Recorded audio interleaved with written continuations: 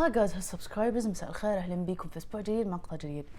باقي لي كتابين من مشتريات نيل فرات. باذن الله الكورس مكثف للروايه راح اجله لانه يحتاج مخ صافي وتركيز. وبقالي هذا الكتاب وكتاب اخر. هذا الكتاب حنتكلم عنه اليوم. يبقى لي كتاب اسطوره القصيبي، باذن الله راح اكلمكم عنه وراح اتناقش فيه. وبعدها راح انزل لكم مشتريات المعرض، وطبعا في تفاصيل المشتريات راح انزل لكم انا متى نزلت، كم مره نزلت، كل التفاصيل طبعا حتلاقوها في المشتريات حقت المعرض. بعدين حناقشكم في كتب المعرض، لاني ما بخرب الترتيب اللي بداته، وما ابغى اتشتت بين كتب المعرض وبين اني باقي لي، خصوصا ما بقالي شيء كثير. عارف ان فلسفت وطولت عليكم، فخلونا نبدا.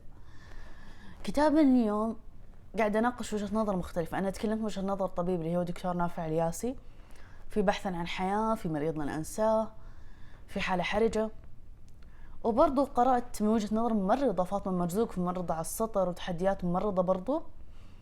اليوم أنا قاعدة أكلمكم من وجهة نظر مسعف في القطاع الطبي، خصوصا أنه مسعف عندنا يعني ما في ذيك خلفية كبيرة عن طبيعة شغله ولا ماخذ تقديره اللازم. كتاب اليوم اسمه لحظات فاصلة، يوميات مسعف لنادر السعيد، الطبعة 2017 من دار أطلس.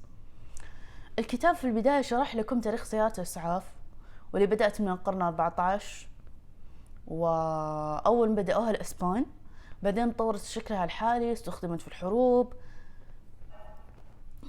زي الحرب الروسية الفرنسية والحرب الأمريكية الأهلية وغيرها من الحروب.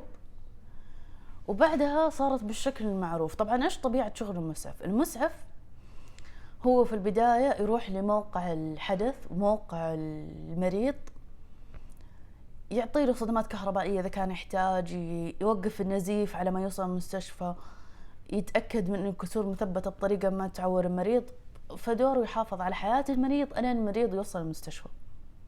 هل ممكن يتعرض لإصابات؟ طبعا ممكن يتعرض لإصابات. وفي واحدة من القصص مسعفنا بطل الحكايات كلها نفسه هو أصلا تعرض لإصابة. باختصار الكتاب هو قصص قصيرة من حياة هذا المسعف، وأشياء غريبة وعجيبة مر بيها وعاشها.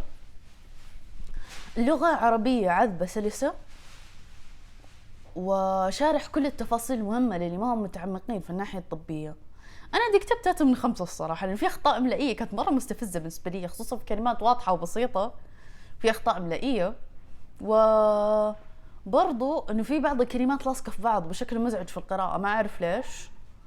ودي برضو 3 من 5، إنه في بعض الأشياء والمشاهد القاسية والعنيفة، فأصحاب القلوب الضعيفة في بعض العناوين ما أنصحهم يقرأوها لأنهم ما حيقدروا يتحملوها. طبعا صورته موجودة في حسابي في انستغرام 22.GHIDA 22.GHIDA. ترقبوني مع اسطورة القصيبي إذا عجبني، وإذا ما عجبني راح تلاقوني نزلت لكم مشتريات المعرض. آراءكم تعليقاتكم تهمني، وشكرا لكل أحد قاعد يشوف ترشيحات المعرض ويديني تعليقات لطيفة عليها، ولكل أحد قاعد يتابع القناة ويديني تعليقات لطيفة. See you guys!